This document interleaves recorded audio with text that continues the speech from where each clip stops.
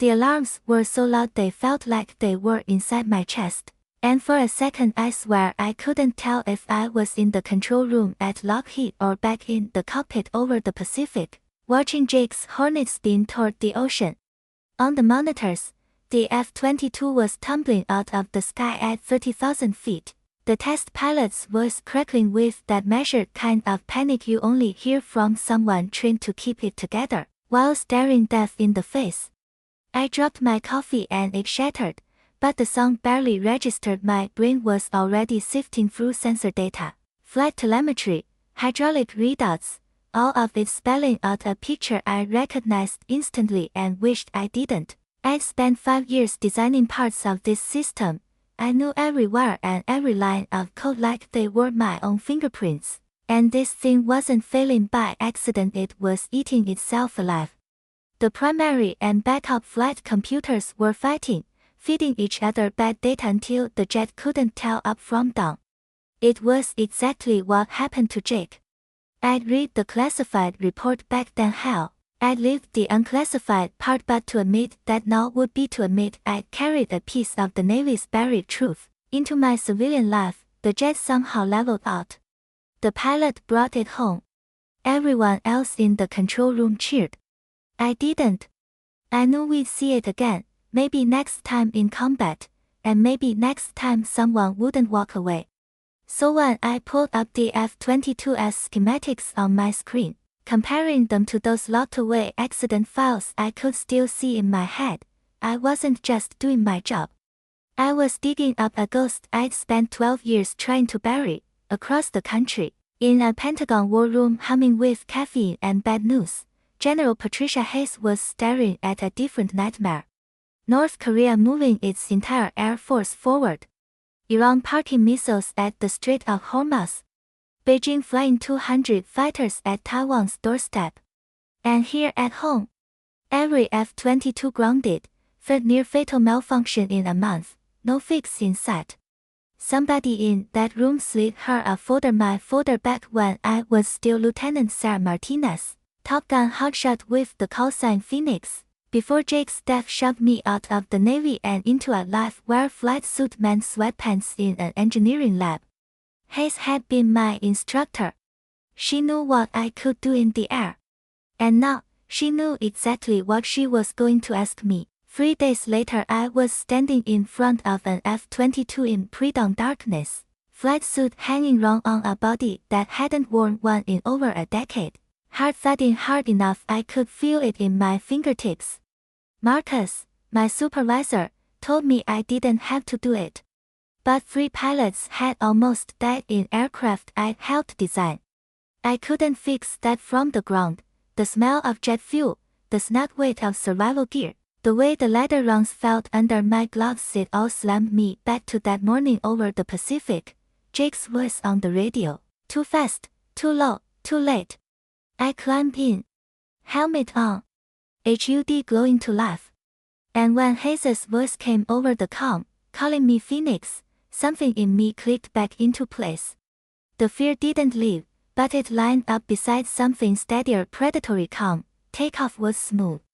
The first maneuvers felt almost too easy, like the jet wanted to lull me into thinking the monster wasn't still hiding in there.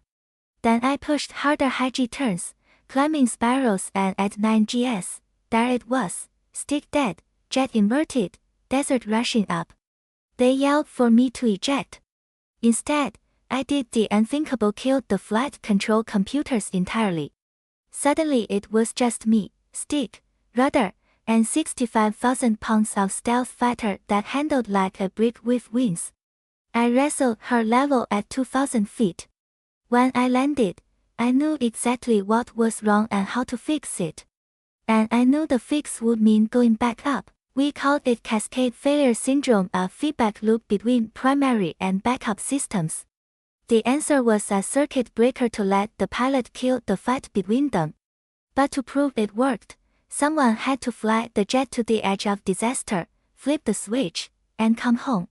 Before we could even schedule tests, the alarms went off. North Korean fighters in South Korean airspace, minutes from crossing a line that would light the fuse on a war. Old jets wouldn't survive against their new missile systems. The F-22s were the only shot. I told Hayes I could have the fix tested in 6 hours. She didn't like it, but she let me try. At 30,000 feet I pushed until the jet tried to kill me again. This time my hand went straight to the breaker flip and the jet was mine. Relief lasted about 2 seconds, because my radar lit up with 8 real contacts closing fast on a civilian airliner.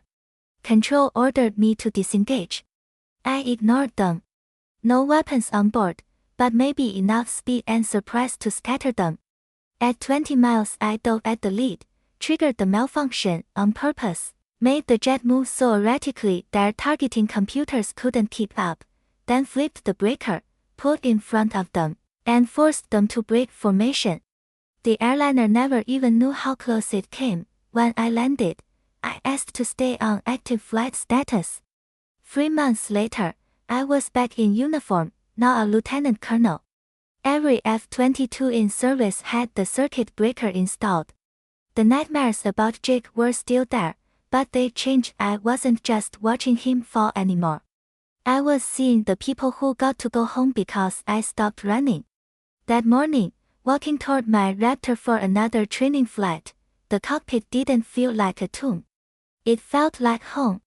And maybe that's the thing about ghosts, you can't bury them deep enough to forget, but sometimes, if you're lucky, you can learn to fly with them. So what about you? If the thing you feared most was also the one thing that could save lives, would you climb back in, strap it on, and take the shot? 3 months after that morning in Hangar 7, life had shifted in ways I hadn't planned, and definitely hadn't asked for. The patch on my shoulder now carried a silver oak leaf Lieutenant Colonel Phoenix Martinez, something I never thought I'd wear again.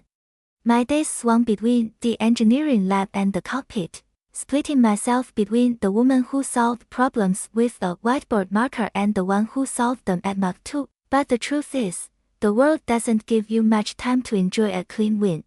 While the media ran with the story about the miracle fix that brought the Raptors back, the Pentagon's back channels were buzzing with something uglier: reports of cascade-like failures showing up in other aircraft, foreign aircraft, Russian Su-57S, a few Chinese J-20S, even whispers about a European prototype going down during trials. Too many coincidences. Too similar to what nearly killed me twice. One evening, after a long training sortie, I was still in my flight suit, hair plastered to my neck from the helmet, when General Hayes found me alone in the ready room. She didn't sit. She just closed the door, slid a manila folder across the table. No small talk. Inside were grainy satellite photos, scrap metal scattered across snow, the jagged remains of what had once been a Russian stealth fighter. The notes in the margin weren't from our intelligence people, they were mine, from a report I'd written 12 years ago about Jake's crash. Identical failure pattern. How would they have your report? She asked. I didn't answer right away, because I already knew what she was implying. This wasn't an accident. Somebody had taken what happened to Jake, refined it, and found a way to weaponize it. And if they could put it in their jets, they could put it in ours. 2 days later, I was wheels up before sunrise, headed for a classified test range in Alaska. The mission cover story was simple: extreme cold weather testing of the new circuit breaker system. The real reason? A rumor that one of our Raptors stationed there had suffered a minor control anomaly during a scramble. On paper it was resolved. In reality, I needed to see for myself. The range was empty when I landed, just a few ground crew and a test pilot named Grant I'd never met before. Tall, all green, one of those guys who still thought flying was more joyride than job. Over dinner, he told me about the hiccup his jet had in the air, how for a split second the controls had gone stiff, then snapped back. He laughed it off. I didn't. I'd heard that tone before. Jake had sounded like that the night before his crash. The next morning we went up together, him in his bird, me in mine. Clear skies, cold enough that the vapor trails hung in the air like frozen rivers. We were supposed to be running parallel test profiles, but halfway through his second high-speed turn I saw it his nose dipped, roll rate spiked, then over the com came a string of clipped curses as his jet started to tumble. I didn't even think. Pushed my Raptor into afterburner, closed the gap, and started talking him through the breaker sequence. But something was off, his breaker wasn't responding. That's when it hit me. Someone had bypassed it in software. He was locked out. I rolled under him, so close I could see the frost on his canopy, and tried a move no instructor in their right mind would sign off on, matched his spin angle, used my own jet's wake turbulence to nudge him upright. The physics were ugly. The G-loads worse. But inch by inch, his Raptor's nose came back toward the horizon. At 3,000 feet, he finally regained enough control to level out. When we landed, his face was pale, hands still shaking, and my maintenance crew was already pulling data logs from both aircraft. That's when we found it malicious code buried deep in the flight control firmware.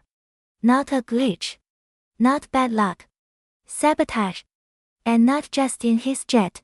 That night, in the dim light of the hangar, Hayes called me on a secure line. She didn't sound surprised, which scared me more than anything.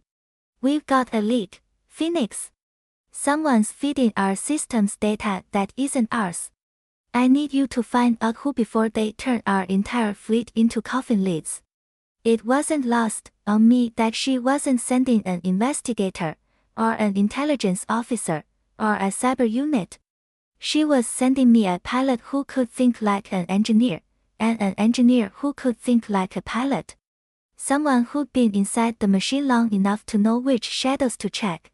I looked over at my Raptor, her skin still shimmering under the hangar lights like a predator in the dark. The thought crossed my mind that if I said yes, I wasn't just signing up for more test flights. I was walking into a fight where the first punch might be a line of code that flipped my jet against me at 40,000 feet. I also knew one other thing: if I said no, sooner or later, I'd watch someone else die in a way I could have stopped. And that I couldn't live with, so I told Hayes to send me the clearance codes and the list of names. 3 hours later, my Raptor was fueled and ready. Somewhere over the Pacific, a cargo plane was waiting to meet me, loaded with a mobile forensic lab and 2 people I didn't know yet. The briefing said we'd be hopping base to base, pulling flight data, talking to pilots, following a trail that could just as easily be bait as truth. I strapped in, checked my systems, and as the canopy closed, the old feeling settled over me again. Not fear, not exactly, but the kind of awareness that makes every song sharper, every second longer. This wasn't going to be about just flying anymore. This was going to be about hunting, and the thing about hunting, sometimes the prey knows you're coming,